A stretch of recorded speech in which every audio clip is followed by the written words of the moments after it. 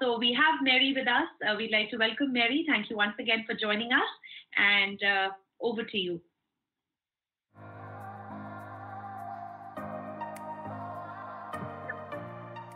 Okay, good morning, good evening. Hi, everyone. Thank you so much for having me. I really appreciate you inviting me to participate.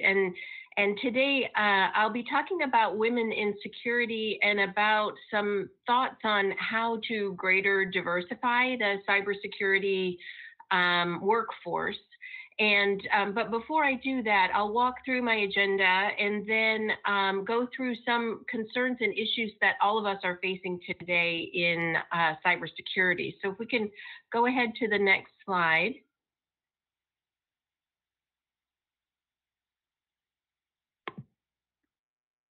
Okay, I got it. Thank you. Just in terms of the agenda, I'll go over the cybersecurity landscape today, the need for robust response to this, the roles in cybersecurity and filling that critical need, bridging the talent gap, and the importance of diversity to all of us. So let me start off with today's cybersecurity landscape. So as all of you, I'm sure, have heard, there are tremendous cybersecurity issues that are facing everyone, businesses large and small, home users, really anyone who's on the internet can be impacted by this.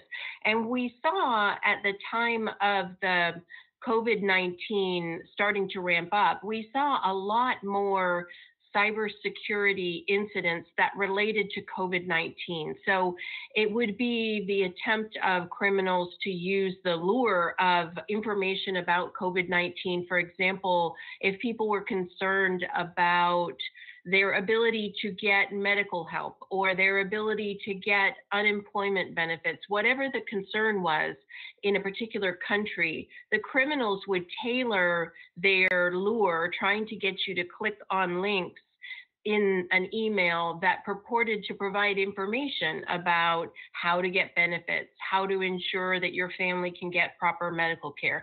So we saw this throughout the world. It started early in probably January, early February, and it continued for the course of the year, really. It's still continuing. Anytime there's new news about vaccinations, for example, you'll see that they'll start using those as the links in trying to get people to click and find out more information about where they can get vaccinated or when they'll be eligible for vaccination. So this is something that's it's impacting all of us, everyone around the world. At the same time, we have other types of crime, such as phishing and business email compromise, which are happening at the same time. And we're working from home. All of us are having this dispersed experience of not being in the office where you can go to someone in IT to ask them about a particular email.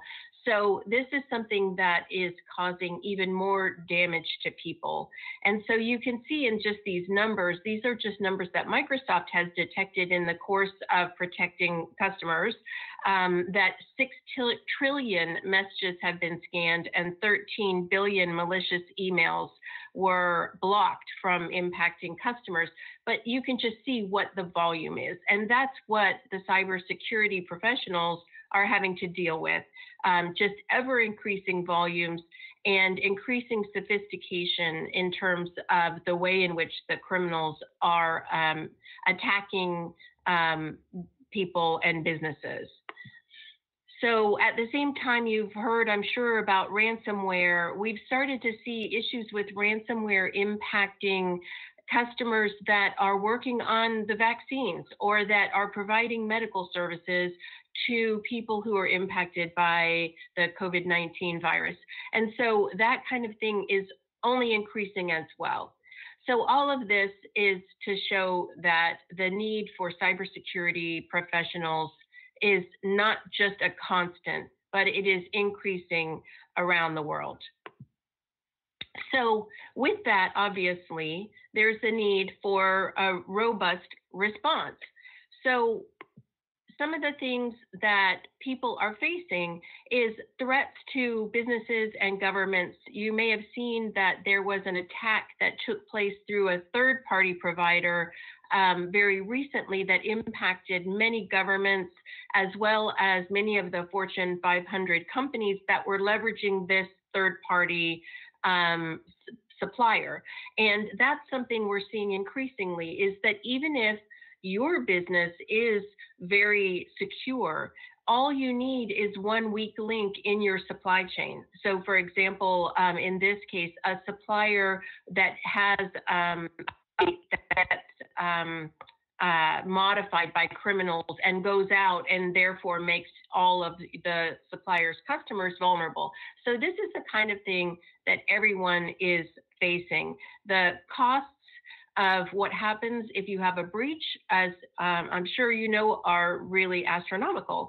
It can result in a cost to reputation that can take years to overcome, especially if there were customer details that breached in connection with that, as well as the reputational and regulatory cost. And it's clear that everyone has recognized in countries around the world that there is insufficient pipeline of new cybersecurity professionals to be able to meet the need.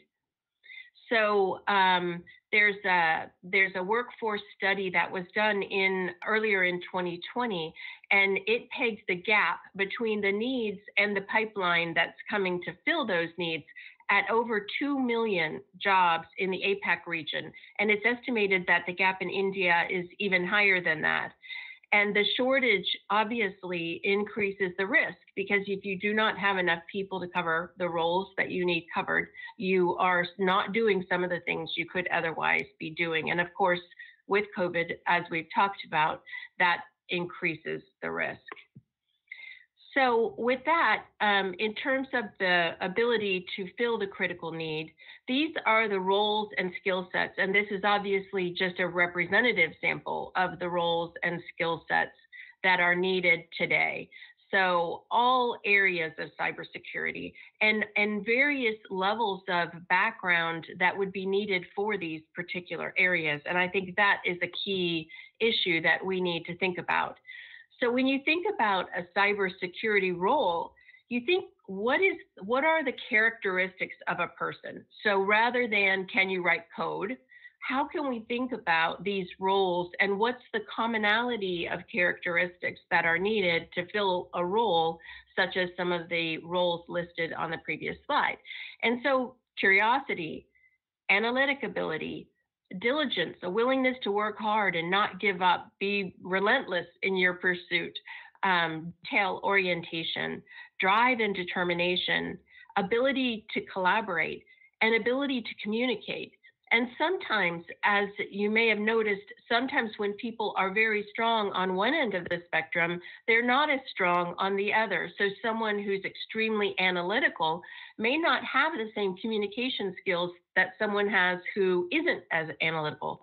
So when you're thinking of filling out a group of employees, sometimes it's best to think of these types of soft skills and what you need in terms of building an effective group when you have people who have the hard skills of coding and other kinds of things that are needed for this type of work. So how do we bridge that talent gap? Obviously, as we've talked about, diversity is a key factor, that organizations have been shown that the ones that have the greatest level of diversity within a group are more able to get done projects and are more successful than ones where everyone is the same. And so this is a really strong way also to alleviate biases that are impacting many people. And when you look at the gender bias, for example, what's impacting women in a gender bias situation is impacting half the population. So that's obviously quite a large impact and something that we should be mindful of. So the key to all of this is to invest in diversity in the tech pipeline. Seek out talent in non-tech communities. And when you think about the characteristics we were talking about curiosity and diligence and detail orientation, these can be found in many other areas. If you think of someone who's working as a librarian, for example, there's a person who obviously is paying attention to detail, is able to analyze and recall things, and that kind of characteristic could be really useful on a team that's working to fight cybercrime or to defend in a cybersecurity sense. And so this also, as I was talking about before about teams, that it creates innovation when you have people from various backgrounds that are working together in a project.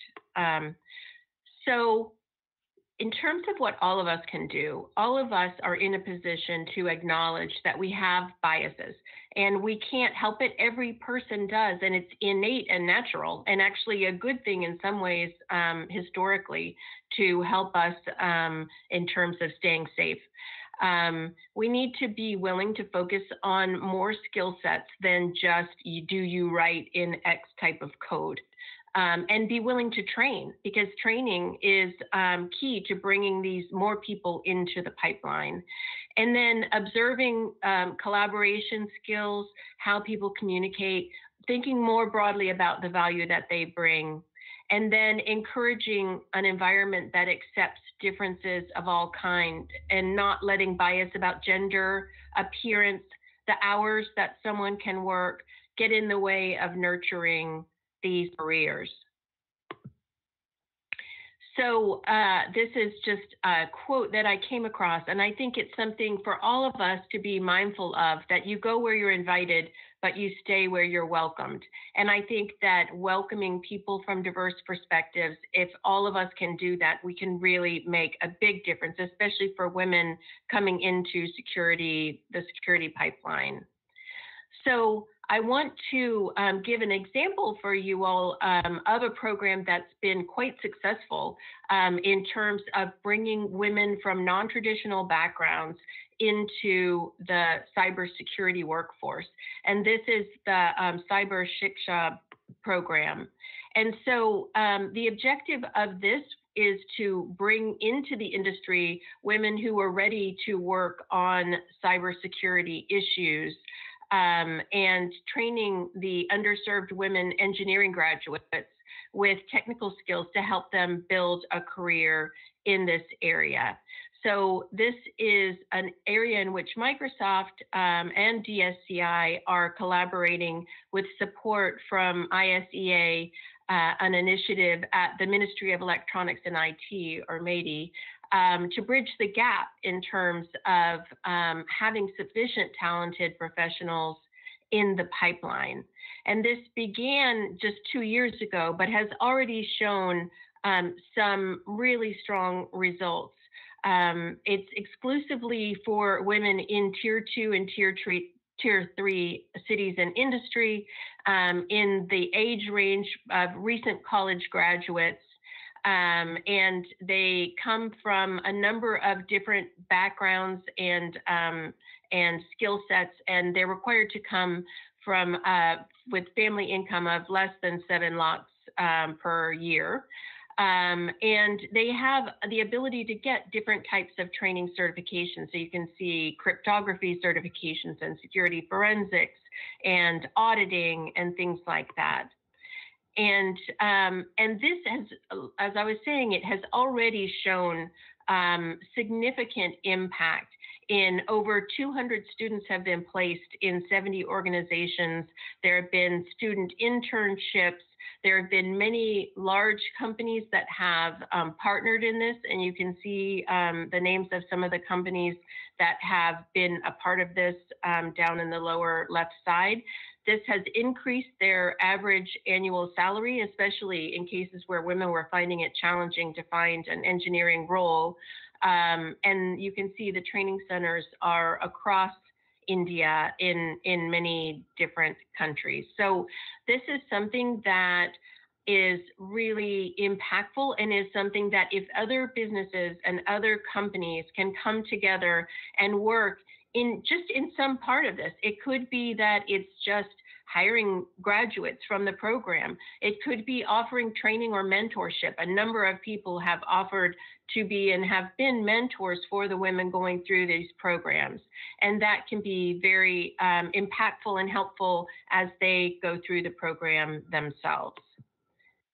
So these are some of the benefits that that have taken place as a result of this program in terms of the students getting these benefits on the left of learning and getting financial support and skills development, and then the overall IT industry and the organization's benefit in the ways listed on the right-hand side of the slide. So you can see getting these skilled professionals and getting enhanced ability to handle the cybersecurity issues that are arising because of now having a more diverse workforce working on cybersecurity issues. So in wrapping up the discussion, I would just say thank you all for having me. And I also wanted to just say that if each one of us can do even one small step toward helping to drive more diversity in the cybersecurity arena, I think we can be much more successful at fighting the issues that we talked about at the outset of the talk. So with that, I will hand it back to the team, and thank you again for having me.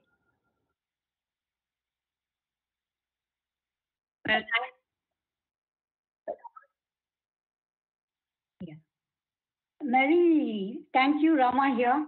Thank you for joining us. Particularly women in security has been a theme that has been very dear to my heart ever since I've taken on this role at DSCI. And we've had the opportunity to partner with Microsoft on creating this talent pool of young women engineers trained on security. And I think having a very senior leader like you from the Digital Crimes Unit come and talk to our audience at AISS 2020, which has a lot of young professionals, will inspire many young women in India to be able to pursue cybersecurity as a career. And we do hope that year 2 of cybersecurity, that CyberShikshaa program that is currently underway, will also encourage more young women engineers to look at cybersecurity as a profession. And thank you for joining us at AISS at this time. I know you're in a different time zone. And thank you for your keynote. Thank you for having me.